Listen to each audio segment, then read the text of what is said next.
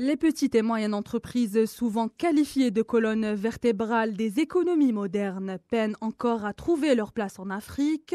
Entre défis de financement, intégration régionale et recherche d'accompagnement adapté, les PME restent pourtant un levier incontournable pour la diversification et la création d'emplois. Aujourd'hui, nous en parlons avec M. Abdellatif Hamamda, expert international en économie, pour décrypter comment les PME peuvent contribuer au développement du continent et ce que l'expérience algérienne peut apporter comme éclairage. Monsieur Abdellatif Hamamda, bonjour. Bonjour et merci pour l'invitation. Pour commencer, est-ce que les PME, par leur volume, occupent une place importante dans l'économie africaine? Ça, dans l'allocution, je dirais, économique, on dit les TPE. Parce que la dimension, je dirais, d'une TPE et d'une PME, ce n'est pas pareil. C'est une très petite entreprise C'est une petite entreprise qui n'excède pas plus de 9 ouvriers. Les PME, on rentre dans une autre, je dirais, catégorie d'entreprises qui peuvent aller à plus de 9 ouvriers. Et après, je dirais que leur chiffre d'affaires n'est pas pareil. Alors, que ce soit en Afrique ou que ce soit, je dirais, chez nous en Algérie, déjà, chez nous en Algérie, on a une expérience extraordinaire qui date de plus de 20 ans. La création d'emplois, notre gouvernement ou les gouvernements africains vont épuiser de ce qui se fait ailleurs, du comment passer d'un état de chômage, d'un jeune qui est sorti d'université, qui n'a pas su trouver un emploi, et comment l'aider à créer sa micro-entreprise. Nous, chez nous, il y avait des dispositifs qui ont plus de 20 ans. L'État, elle en a fait vraiment, elle en a financé beaucoup. Et là, on est en train de migrer vers la nouvelle notion de start-up. Alors, ces start-up qu'on est en train de voir chez nous depuis 2019-2020, c'est à la mode un petit peu dans le monde africain, mais c'est une méthodologie qui existe depuis plus de 40 ou 50 ans dans les pays développés. Voilà. Justement, M. Abdellatif Hamamda, l'Algérie a développé plusieurs mécanismes d'appui aux PME et start-up. Quel enseignement peut-on tirer de cette expérience et en quoi peut-elle inspirer les autres pays africains, M. Abdellatif Hamamda? Vous savez, dans les normes, et quand on parle dans les normes internationales. Quand on crée une micro-entreprise, elle a une durée de vie. Et aujourd'hui, l'échec dans le caractère international, on a ce qu'on appelle une mortalité de 90% par rapport aux startups.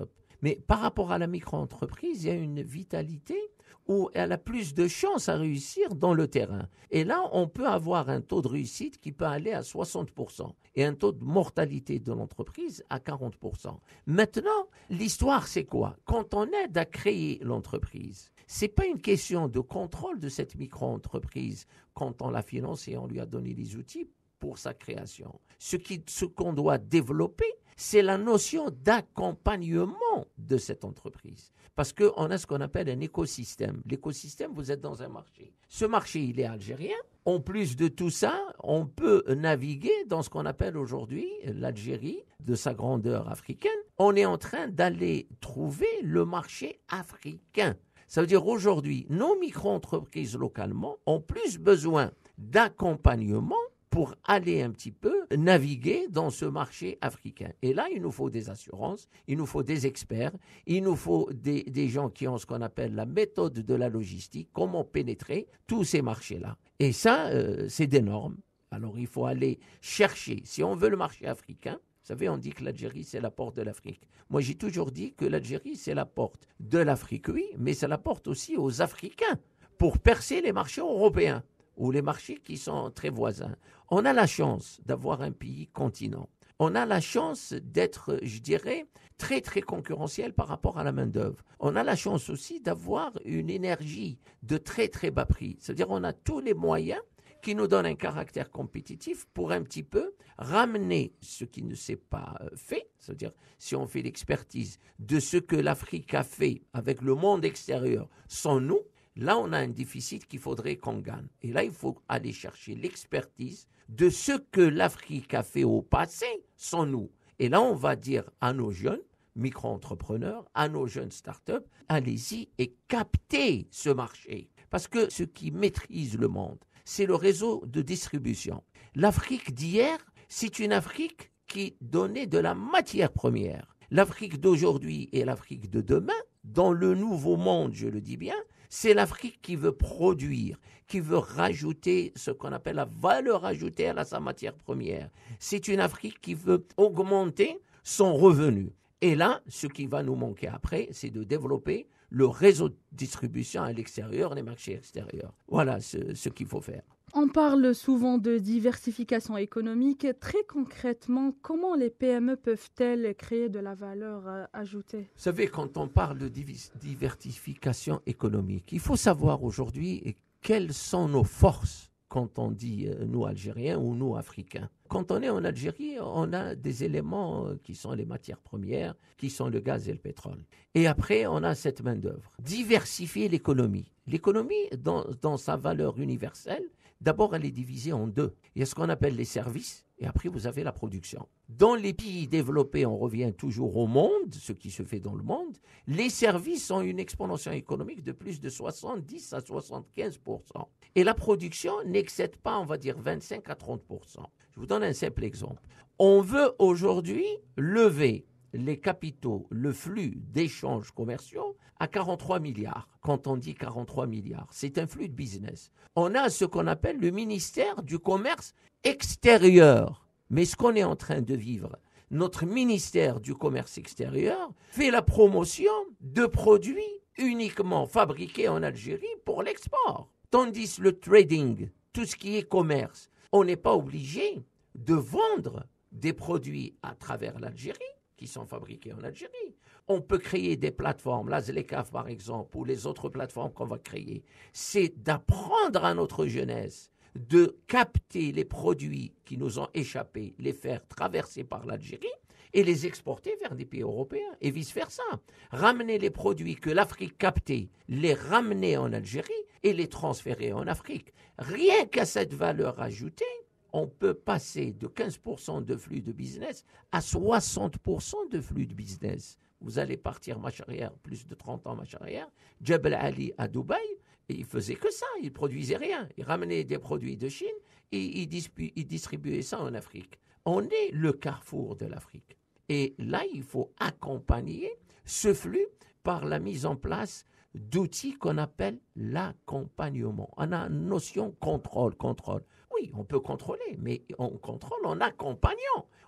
Aujourd'hui, on parle de l'Algérie nouvelle, on parle de l'investisseur. Le véritable investisseur aujourd'hui, c'est l'État, parce qu'on est en train de moderniser les lois.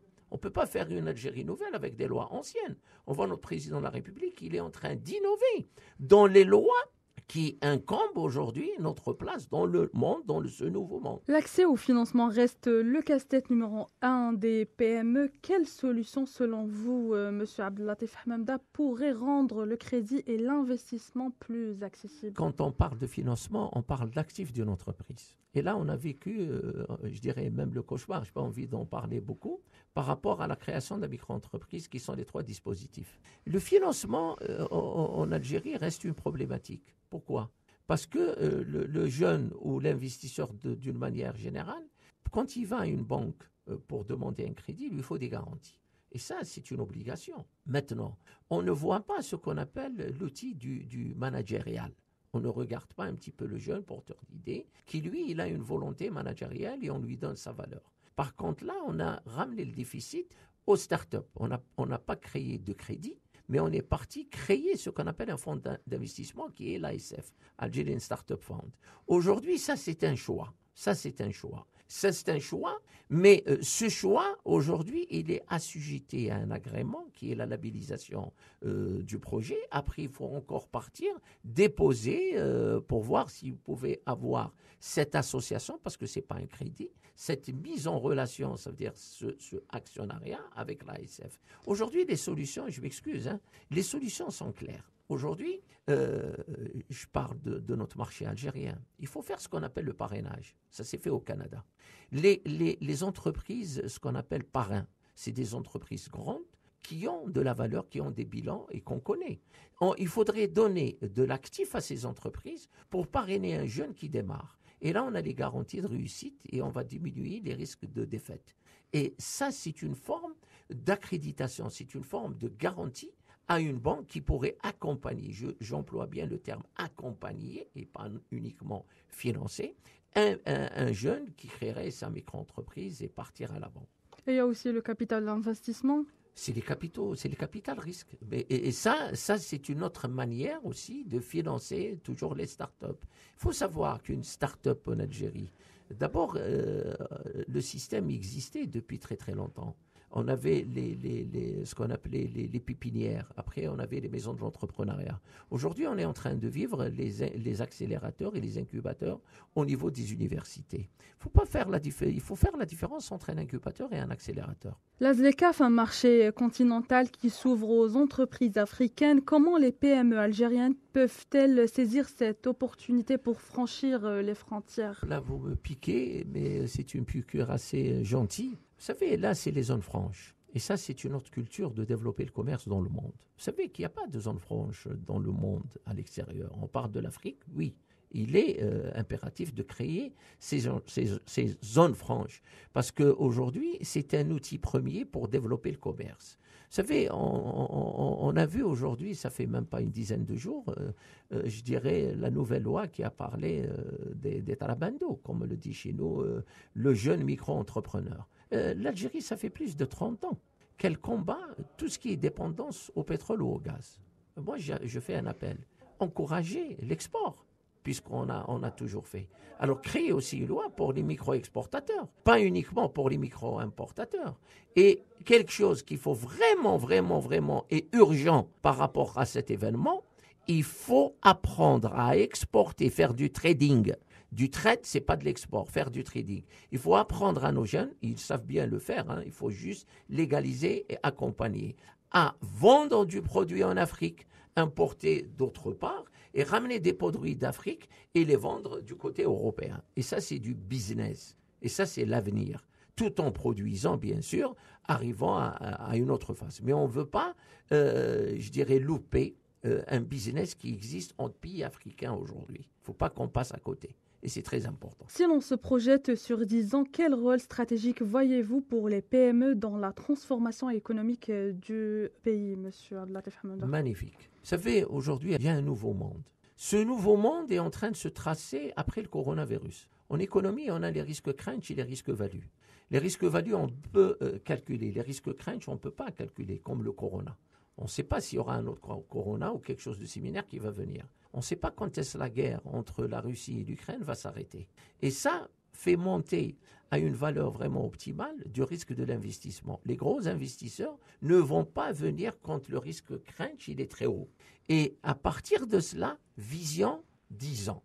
Aujourd'hui, on ne fait plus de calcul. Le monde d'aujourd'hui, le nouveau monde, vous savez, on n'a plus les indicateurs de l'ancien monde. Il faut les oublier. On a des indicateurs d'un nouveau monde qui s'est tracé. Aujourd'hui, il y a un pôle de recherche qui produit, qui distribue. On voit aujourd'hui la pénétration de la Chine dans ce marché africain. Parce qu'en Afrique, on n'est pas le premier. Ce qu'il faut savoir est de dire 10 ans. Aujourd'hui, le plus riche de nous tous, ce n'est pas celui qui a le pétrole ou le gaz. Le plus riche de nous tous, c'est celui qui a la stratégie d'arriver le premier à destination. Parce que la course aujourd'hui, elle est ouverte. Maintenant, le chemin, on le connaît. Le mur de la phase, vous parlez de 10 ans, on sait où est-ce qu'on veut partir. On veut être champion. Maintenant, qui doit arriver le premier? Et c'est ça ce qu'on appelle la gouvernance intelligente de notre système. On doit connaître ce que c'est l'intelligence collective, développer la gouvernance intelligente, fournir les outils d'accompagnement pour qu'on soit des champions. Ça veut dire qu'il faut qu'on arrive les premiers. Le monde est en compétition, le monde est en train d'accélérer pour arriver. Et c'est pas, croyez-moi, c'est pas une question de pétrole ou de gaz. C'est une question de stratégie, de marketing, de management. Comment arriver? Comment créer de la richesse, même si vous n'avez rien autour de vous. Et c'est ça le secret. Merci, M. Abdelatif Hamada, pour cet éclairage. Je rappelle que vous êtes expert international en économie. Merci beaucoup pour votre invitation